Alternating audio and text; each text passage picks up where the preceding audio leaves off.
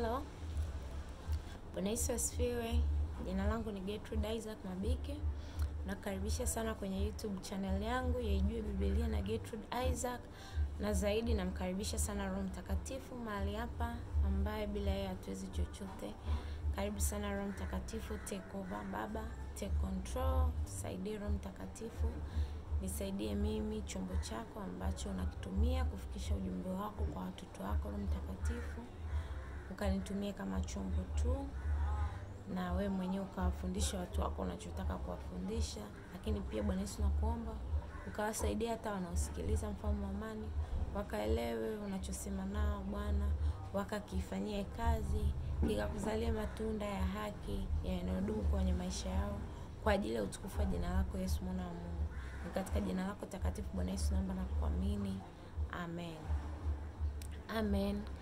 Karibuni sana tena kwenye kipindi chengine, na naamini tayari wengi tutakuwa tunafahamu bado tuko kwenye playlist ya kitabu cha Mwanzo, na kwa neema ya Bwana wetu Yesu Kristo wa Nazareth nashukuru Mungu tayari ameshatusaidia kukava kuanzia sura ya kwanza mpaka sura ya 21 ya kitabu cha Mwanzo.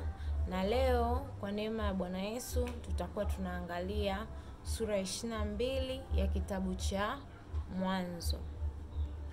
Basi kwa kukumbushiana, kwenye kipindi kilichopita tulipokuwa tukiangalia sura ya 21 tuliishia kuona Isaka amekuwa, lakini Sara amemfukuza Hajra na mwanae Ishmael.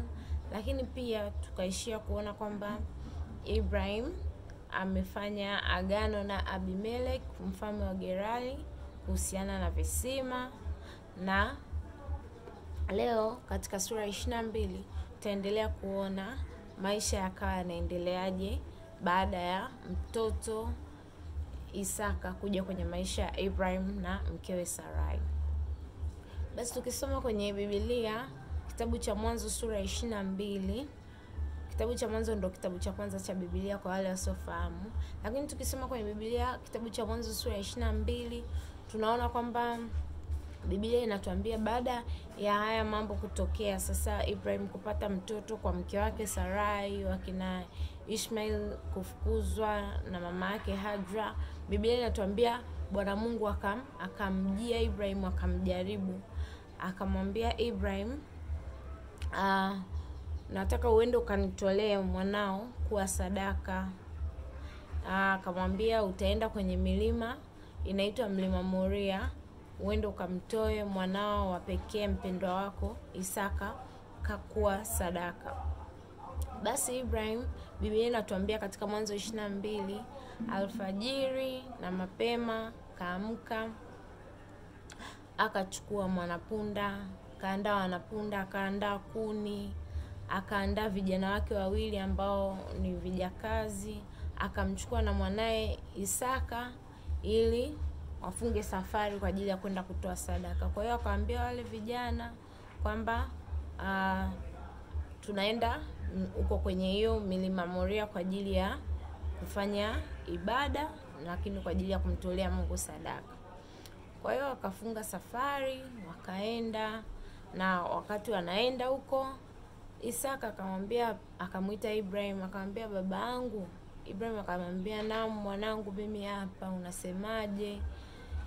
Isaka akamwambia baba, mbona kuni zipo, moto upo, kila kitu kipo, yani vile vitendea kazi vyote vya kwa ajili ya kutoa sadaka vipo, lakini mwana kondoo huyo atakayetolewa kwa ajili ya sadaka yuko wapi?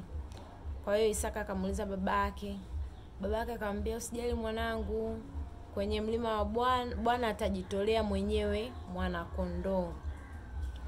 Basi wakatembea kwenye hiyo safari mpaka siku ya 3. Wakiwa kwenye hiyo safari wakaanza kuona sehemu, Biblia inasema, ambapo pana mwinuko mkali. Sasa wakawa wamekaribia kufika kwenye hiyo milima Moria, lakini Bwana alimwambia kwamba ukifika huko nitakuonyesha mahali ambapo nimepachagua kwa ajili ya wewe kutoa hiyo sadaka.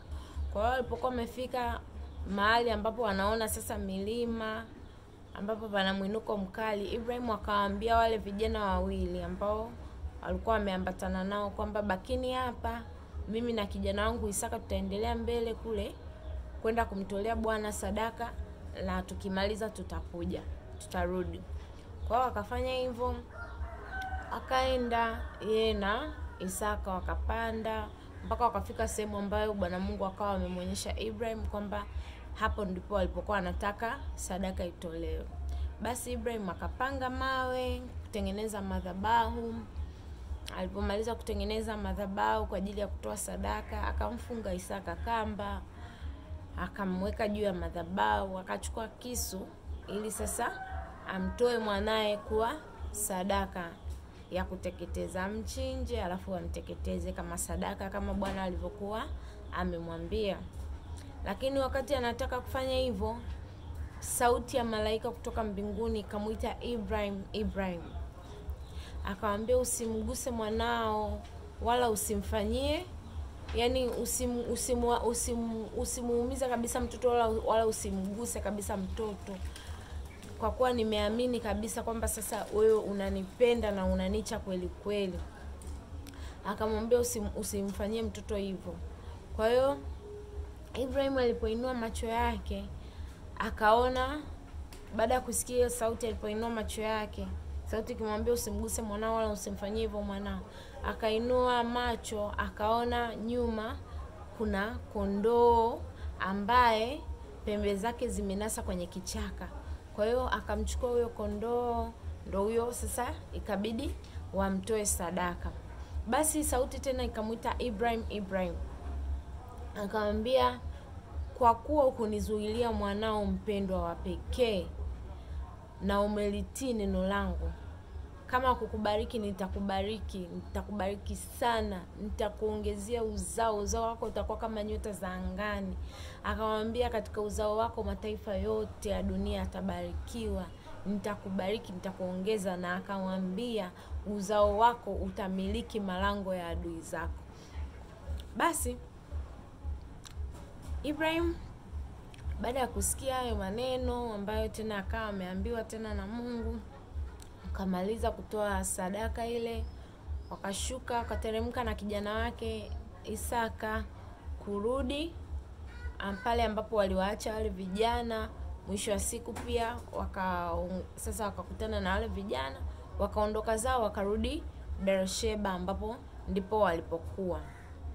Na Biblia inatuonyesha kwamba baada ya wakati kadhaa muda kwenda, Ibrahim akapata habari kwamba mdogo wake ambaye alikuwa anaitwa Nahori, ambaye alimuoa binti wa mdogo wake tena ambaye anaitwa Harani aliyefariki, yani baba yake Lutu, ambaye huyo binti wa mdogo wake Harani aliyefariki alikuwa anaitwa Milka, aliolewa na mdogo wake wa pili ambaye anaitwa Nahori. Akasikia kwamba wamepata watoto 8. Kwa hiyo Biblia ukisoma kwenye Mwanzo sura 22 hapo utaona kwamba mstari wa 20 utaona kwamba ikawa baada ya mambo hayo Ibrahim akaambiwa ya kwamba tazama, Milka naye amemzalia Nahori ndugu yako wana. Kwa hiyo akasikia kwamba sasa yule Milka mtoto wa mdogo wake Harani aliyefariki amemzalia mdogo wake anayemfuata ambaye anaitwa Nahori wana. Na wana hao ni Usi ambaye ndo mzaliwa wa kwanza, na Buzi nduguye, na Kemueli baba wa Aramu, na Kesedi na Hazo na Pildashi na Yidlafu na Betuel. Biblia katika Mwanzo mlango 22 mstari 23 unasema Betuel akamzaa Rebeka. Hao 8 Milka alimzalia Nahori ndugu wa Ibrahim, na suria wake Reuma naye alizaa Teba na Gahamu na Tahashi na Maaka. Kwa hiyo Biblia inatuambia kwamba Betuel akamzaa Rebeka, kwa sababu ukiangalia katika hivyo vipindi vitavyofuata tutaona kwamba mtoto wa Ibrahim huyu Isaka anaenda kumuoa Rebeka ambaye ni mtoto wa mdogo yake Ibrahim anayeitwa Nahor. Kwa hiyo mimi kaka na mdogo wangu wa kiume, mwanangu wa kiume anakuja kumuoa mtoto wa kike wa mdogo wangu, ndivyo tunachosema hapa. Kwa hiyo ni hayo tu kwa leo. Endelea kubarikiwa mpaka wakati wengine.